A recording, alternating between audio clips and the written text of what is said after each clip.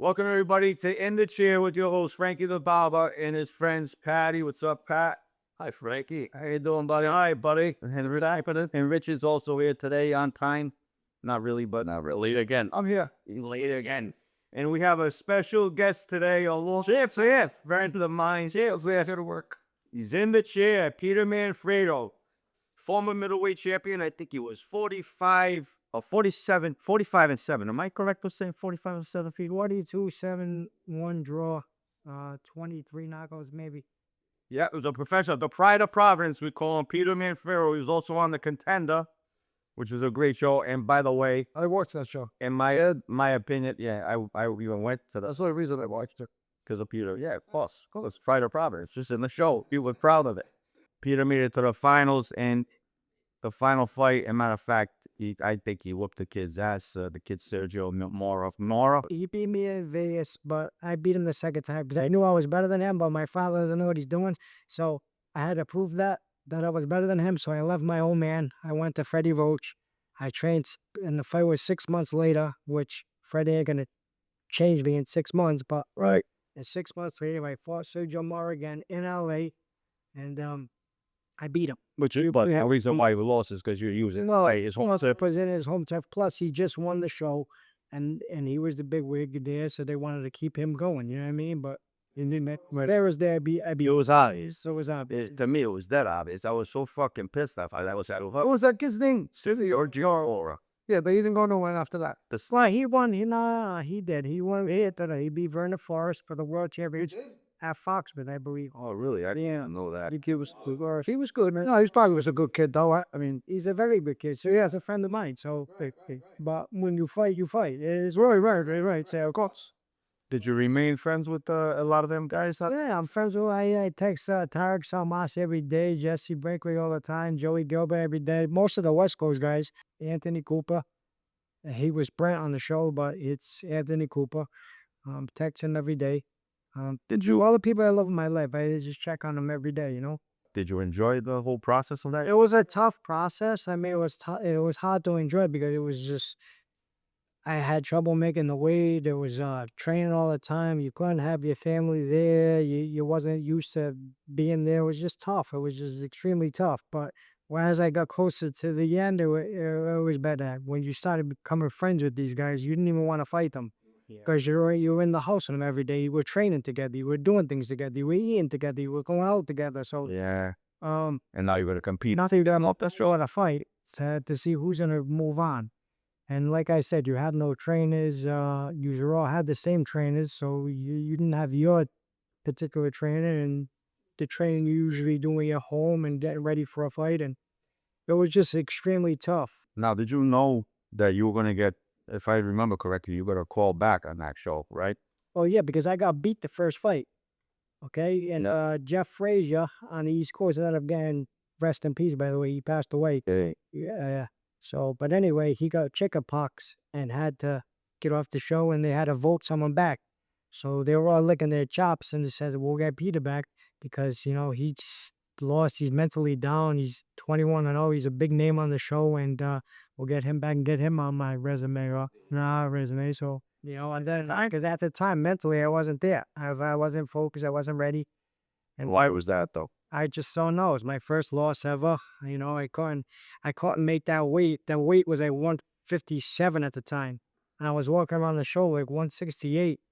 And the weigh-ins were like the mornings of the fight. So I didn't have no time to recuperate and get my energy back. Not like a pro fight where you weigh in the day before and then you get to eat, rest, sleep. Then the next day you fight again, but you're energized. Where there was none of that during the show. So it was all for the camera. Well, now I know Peter for a long time, as I used to go to his father's gym on Marion Avenue when he was just a kid, and I remember the whole gym used to stop to watch Peter whenever he would have a chance to spar with the kid, the big six. They used to go Estrada. Yeah. Now he's a monster. I mean, they would be the same weight class today, but back then they were the same size. They were like 5, 6 years old, I think, at the time, or wherever it was, 8 years old tops, maybe. But when they were going to ring, the whole gym used to stop to watch them because it was just everybody got such a kick out of it because they would look like two little pros in there. It's crazy. They were really beyond their level for the age. We're Tucket, right? Yeah, no, Well, I was in Iron Avenue back then. No, I was there. that was a tough gym back then. Oh yeah. There was some tough guys in there. Oh yeah. It was an intimidating gym. Yep. It really was. But how did you get it started, Peter? And Well, I really had no choice. I mean, I got a picture at home, me being maybe 6 months old, on top of my father's shoulders with boxing gloves on. He's all sweaty, probably just came back from a run, and I just he wanted you to. yeah, like I had no choice. So your father did hold the title, though, kickboxing. He hold the world title in kickboxing, yes, he did, but He'll hold him up. So I remember in the barber shop years ago, you'd be complaining about it to me. Anyways, I know you didn't want to be boxing all the time. You didn't want to be fighting. You wanted to do your own things, do something else. And I know you were being pressured into doing it. I did get that feeling from you anyway, because you said, tell me you're only doing it because you're a father. I'm only doing it because my father wants me to do it. You'd say it all the time. So I did get that impression. regardless of my mother or father say about me, I was a good kid, as in I listened to my parents, and I was disciplined like that, and I respected them. So I had no choice. I had to be in the gym. Every day after school, I was in a gym. Every day. You know what I mean? He let me play baseball for a little bit, but never wanted me to get better. So he never took me anywhere to like practices or to the band cages to get better. So he wanted me to be a boxer, so he never really pushed anything but that. I was in a boxing gym my whole life, every day. After school, every day. When I went to high school, I had to bring my girl in or my girlfriend at the time and get them out of here. This is a gym. We don't need embarrass me in front of the whole gym. You know what I mean? So then I'd be like, So whether you wanted to or not, you were forced to. I was forced to be there and do it. So all the success you've had. Imagine if you actually loved. That's what I was just gonna say. That was actually my point. Like all the success he's had, and is somebody who really didn't have so much passion at first to even want to do it. If it was something you loved with all your heart, I wanted to do it, and it wasn't somebody pushing you at all, you would have gone even maybe further. Because maybe not, but maybe that's just shows something. Never know. It's a credit to how talented you are, Peter, because you went far without even having the passion and drive some guys have to do it. They work so hard their whole lives to get to where they can't even get to where you got. And that's what you working haphazardly sometimes because you're gonna feel like doing it. And you got that far. Peter is very, very talented boxer, despite whether wanting to do it or not. He was a very talented boxer. But what was your favorite or most anticipated fight? The one you look forward to the most, Peter? Is there anyone that you really look forward to? oh, Joey Screener, when I fought Joey Screener because he kept running his mouth about my wife. Oh, I remember that fight. And I couldn't wait to kill him, you know. And you did. Yes, you did. I remember on the tree towel, and I wanted to kick the towel out of the ring, keep fighting and keep hitting him. You know what I mean? It's just, you talk about anybody, talk about me all you want, just don't talk about my wife. Pete, how old are you now? 25. 40. You 45? Yeah, I'm 44. Look good, buddy. I would have been 46 when I was sick of you. I know. I think you're still in your fucking. I mean, I remember when I was younger, so I'm thinking, kid, 45, man. Years go by. That was a long time ago, then, huh? Holy. It was a long, long time ago. What year was that contender? 2005. When you ever got that fight against Calzaghe, I mean, that to me, that's what age you'll go. The England. Well, why don't you open your mouth? Because I don't have to give the whole. You said it first in your mouth. You said it first. One of the best fighters ever to put on a pair of boxing gloves, and he wanted to fight Peter Manfredo Jr. from Providence, Rhode Island. But I have to say something. Send out that high talent, of course. So, did I stand a chance with him? I felt I did because, of course, I feel like I could fight and beat anybody, but he was that much of a level ahead of me, and he's just great. He was introverted and angry all that fight. No. They stopped the fight, but it was It's not prematurely stopped. yeah, very prematurely. He just threw a bunch of punches. He really wasn't hitting me with many of them, but they stopped the fight. Not saying that he wanted to kick my butt the rest of the fight, but I'm just saying they shouldn't have stopped it when they stopped it. Because you never know. I mean, That's true. anything could happen in a fight. I could have hit him with a shot and dropped him. Who knows? Anything could happen. What was his record when he ended up there? Yeah, they're undefeated. Yeah, I know where else feeling. I know. Be 1-0 or something, correct? What was he? I don't know if he I think it was in the fourth. was on a bed 49 maybe. What do you think about Floyd Mayweather? as a fighter? I think he's a great fighter. Do you admit it? But yeah, he's a very, of course he is. He's a tactical fighter. He's very boring to watch. Like I want to pay $100 to watch him fight. For him, he's boring to watch, but he's listen. He's the master at what his craft. He masters the craft. Yeah, you look that up. Well, that's 6-0 Joe Galzadi. What's that kid's name that does it on the internet now? That kid. I shouldn't even say his name because it's actually brilliant. Brilliant for making the money. He's the Jake Paul you're talking about. Jake Paul, yeah. Yeah, I mean, So you think of that in the boxing? he's the What Joe. do I think of it? I mean, it's not for me to have an opinion. I mean, he's making money. Yeah, you think he does? Some people say he tarnishes boxing, or No, I don't think he does. I think it's just like if I don't know. he's got his jaw busted by Anthony Joshua. He could bust my jaw from Yeah, right. I mean, Let's do 150. Hey, now they go bust mine right now. Maybe 150 minutes. Who your favorite? What are your favorite? What do you want to know? His favorite macaroni or something? no, I No, like he's a let stuck out with some, like, you know what? Like, I'm still in touch with these people. Yeah, right. I mean, I just told you who I'm still in touch with, but I mean, my favorite people. I mean, I love everybody. I went into camp with Sugar Shane Mosley, who was great. I love him. Fernando Vargas, one of the best ever. I went to camp with him a couple of times. They're good guys. Great guys. They're great guys. Everything is earned in life. Respect is earned. They all earned it from me, and I earned it from them. So I can go and see him on the street and say, "Hey, what's up, Fernando?" And he'll come and hug me. Know me. He'll know who I am. Where he doesn't need to know me. He's one of the best that's ever done. Well, so are you. But I don't see myself as that because I'm humble. But you know, something. I was that's a good. That's a good trait. So I was just gonna say that, knowing you since you were carrying everything, I'm proud seeing the person you become and the man you become. I gotta tell you that you are a humble guy, and I think he was always a nice kid. no, he always was. But you don't know how they're going better about it. A lot of fighters turn out a certain way or whatever, have the little cockiness to him or whatever. Fighters always remain. He's a family guy. Humble family guy, and I respect that, and I'm proud to see that, and I think I had a lot to do with it, raising you in the barbershop. Jesus Christ Almighty, where's You know what's great is I only turned professional because I met my wife in high school, and I wanted to be with her and get married and start a family, and I didn't have no money, so I had no job, because I grew up in the gym. So my father always had me at the gym after school, after Mount Pleasant. I go to the gym, and I have to be in the gym until he closed, basically. So, I wanted to do something with my wife, and I said, let me turn professional, see how far I can make it. Just wait, maybe I could buy a house. If we start a family, have kids, we can have some money. I can afford it. Hmm. So, and was that your biggest payday? Was the contender or yeah, that's when I started making money. Because even though I was fighting on ESPN2 at the time with main event, I was the main event, the champion. I still wasn't making a lot of money. I was making like 15,000 to fight a main event, 12 rounds. that's all it would be, huh? That's it. And then you pay out your manager, your trainer, and they get 10% of everything, and you end up with a box of French fries at the end. Oh yeah, That's what it is. So it wasn't worth it. And that was my only job. That was my only income. So my wife was actually working at the time at Joe Bacola's law office. So she was actually making like $400 or $500 a week. She was making more than me, as she was making weekly paycheck. And I was only making money when I fought. I was like, shit.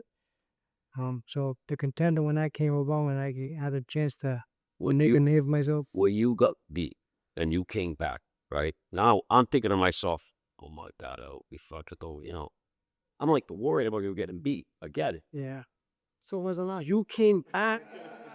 That's what you came back and started tearing everybody's hell. Oh, because I got him. You know what? I got beat the first time because I was no, it's not that. Well, I was depressed and disappointed. The reason I got beat because I couldn't make the weigh, and I subbed out to make the weigh. And like I told you, the weigh-ins were the morning of the. Your fire routine got So I couldn't. I had no energy when it came fight night. I had no energy. So I was sitting in the locker room, and I was like, "How the hell am I gonna do this? How am I gonna fight when I got no energy? So I'm gonna have to knock this kid out." So after the first round, I think I heard him in like the first round or I had him, and I exploded all my energy trying to take him out, and I couldn't take him out. He was a tough Mexican kid, and he ended up beating me in the first fight. And then I was like, I just blew my life. I don't know what I'm gonna do. Right. You know what I mean? I didn't want to fight no more. I didn't know if I wanted to fight. How'd you adjust though after that? Because you came back like a maniac. The heart of a lion, man. I guess that's all I can say. The heart of a lion. You got hot. So The second fight, I was losing a little bit to Miguel's skill, and I remember my wife coming up to me in the corner. She said, "Baby, you could do this. You gotta do this. I know you're a better fighter than this." She said something that sparked me. I'm watching it in bed sitting up like this. I'm all nervous. I'm a nervous wreck watching you. And I looked at it and I said, "You know what? I gotta do what I gotta do this fair." You know, so I mean, it must be so draining to make that weight and then have that energy. I never understood how you could use It's tough, right? to shredding down to that weight. But that show too was tough because the weigh-ins were that like in the morning, and the fight don't have a full day because I can't recover. You know what I mean? Where as a pro already, because I was a champion, so you would weigh in the day before, hydrate yourself, eat, Yeah, more time. have a night's sleep, but then you come into the fight ready, hungry, in shape, ready to go, and I didn't have that. And it also So seems to me, Peter, and I respect this a lot, and you seem to credit your wife for a lot of your triumph and a lot of your comeback and a lot of your story. I mean, you I could tell your wife, my wife's everything to me. and that's admirable and honorable, and I respect that in you a big time. I appreciate that, but without her, I wouldn't be where I am. You had to give advice like you give to your kids to a kid out there. What would you tell him? What would your advice be? Fall in love. In boxing? And in life, because he went through adversity. He's been through a lot. You know what I mean? Like as far as his fight career, his childhood, what would you tell? Just be the best person you could be. Don't try to be better than anybody else but yourself. Try to be the best person you could be every day. Try to be, like I tell my son, I'm going to try to be better than Vinny Paz, Demetrius Sanjay. I try to be best Peter Manfredo I could be every single day. I try to be better than the Peter Manfredo I was yesterday, every single day. Best version of yourself. That's all. That's good. Are you retired? Are you happy in them or relaxed? Do you miss it? Well, I read something. I heard a little something about a little comeback story. The head really going on. I want to do something with my son. I want to do another fight with my son. Manfredo comes back from brain injury to win fight with his son. I think that'll be a great story. A real Rocky story. I spotted this kid, Sean Bay. You can look him up on your YouTube. Recent? 2 years ago. Okay. Okay. Jason Estrada called me. Said I got sparring. I was supposed to fight in Italy, like I told you. Yeah. So Jason Estrada called me. Said I got sparring for you. I go to his gym. I see the kid shadow boxing in the ring. He's huge. He's big, huge. I said, "Is that home sparring?" He said, "Yep." I said, "Okay, let me get ready." We do the sparring. And we do the sparring. I get the better out of him. How much do you weigh? 225, 235. Where you weigh? You 70. Right now, I'm like 181 and a half, 182. The heaviest, that's me being fat though. So that's he's got 40 plus. He's like a monster. If you look him up online, he's BUI Sean Bay. He's like a monster. He's huge. So you spot six. So I spot him. We do this by I get the back, and he didn't even. I didn't have his number. He didn't have my number, but he sent me a text message after the sparring saying, "Clear as day. I'm in there on the lead." I says, "No problem, buddy. I love working with you." But I didn't tell him I was numb either at the same time. You know. He made you numb? Is that what you said? Yeah. So here's the thing. So then I go to my doctor at the time because once you don't help me and you screw me up, I'm done with you. Yeah. So I went to Frank D'Alessandro on Smith Street. I said I took the day out of work, which I never do, because I'm there every day. And I said something's wrong with my right side. So I went to him. I said, "Listen, doc, something's going on with my right side. I had sparring session last night. I did well." I said, "He never hurt me, never rocked me, but something's going on with my right side. I'm all numb. My right foot burns all day. I got all numbness on my right abdomen, my right arm, tingly all day." But what was the results of So I got a bruise on my brain. So the kid have You not noticed to prior for that? This is the first you've known about it? no. So Dr. Dickey in Connecticut, my manager, because no one could figure it out. About the Boston, they're looking at they're crossing their legs. All these doctors, they're looking at my MRIs. They're going like this, and I'm telling them what's wrong, man. They're not. So they're making 200 every time. Yeah, those insurance. Making a point. Come back in 6 months, they said. Let me see if it heals in 6 months. They come back in 6 months. Watch, you could charge my insurance. I got to tell me what's going on. So my manager at the time, my manager's the best. Mike Crescio, he was in Connecticut. He goes, "Let me take it to my doctor, Dr. Dickey in Connecticut." Yeah. took it to him. He goes, he's got a bruise on his brain. He circled my MRI for me. Circled bruise. He said, that's what's going on. Man. Right, we know how to read it because they don't even look. They don't even know how to, half the time unless it is. Which makes sense to me because the kid that had 40 pounds, the kid Sean Bay, if you look him up on the thing, he shoot.